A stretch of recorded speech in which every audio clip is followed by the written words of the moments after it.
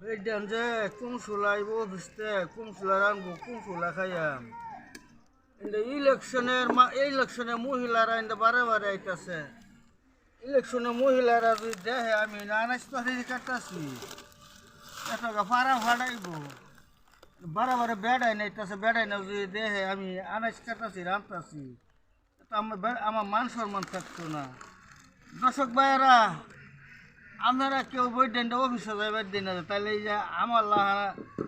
লাহানা দশ হইব আমেঘর